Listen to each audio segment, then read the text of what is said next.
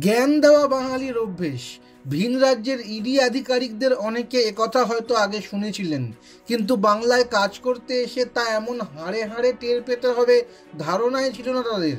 বিষয় নিয়োগ দুর্নীতি মামলায় অন্যতম অভিযুক্ত সুজয় কৃষ্ণ ভদ্র, যিনি বেশি পরিচিত কালীঘাটের কাকু নামে, তার গলার স্বরের নমুনা সংগ্রহ।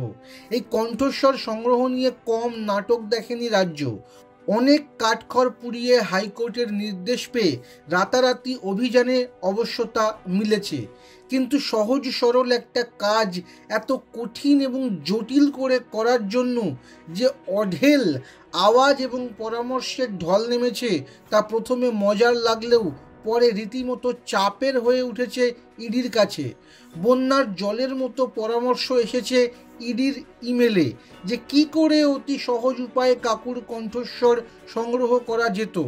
সাধারণত কেন্দ্রীয় তদন্তকারী সংস্থা কোনো রাজ্যে তদন্ত করলে একজন নির্দিষ্ট আধিকারিককে মোতায়েন করা হয় জনতার দেওয়া তথ্য খতিয়ে দেখার জন্য।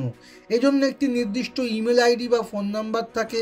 এক্ষেত্রেও সেটা ছিল, তবে সেই ইমেলে শুধুমাত্র সাধারণ জনগণ থেকে এসেছে ভুরি ভুরি পরামর্শ আর জ্ঞান। কেউ লিখেছেন, আপনারা এত বোকা কেন? আদালতে যাতায়াতের পথে কাকু কত কথা বলে থাকেন, এই নমুনা নিয়ে পরীক্ষা করলেই তো মিটে যায়। অনেকে আবার লিখেছেন, এত ছোটাছুটি করছেন কেন বলুন তো? কাকুর দেওয়া কোনো টিভি সাক্ষাৎকারের অংশকে নমুনা হিসেবে নিলেই তো ল্যাঠা চুকে যায়।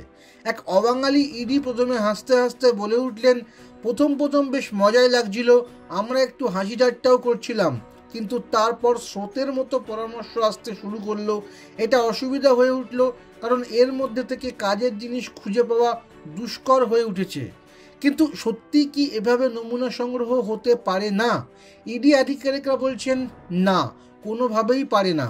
ইডির এক কর্তা জানালেন, এভিডেন্স অ্যাক্টের আওতায় জনতার এইসব পরামর্শগুলির একটিও আদালতে ঢোপে টিকবে না।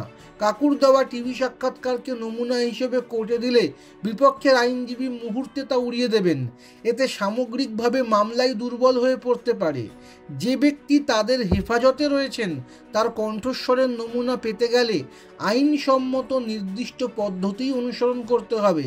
একটি শব্দ নিরোধক ঘরে ফরেন্সিক বিশেষজ্ঞ, আইনজীবী, সাক্ষ্য ইত্যাদি প্রমুখের উপস্থিতিতেই কণ্ঠস্বরের নমুনা সংগ্রহ করতে হবে, যেমনটা সেদিন আদালতের নির্দেশে রাতারাতি করা হলো।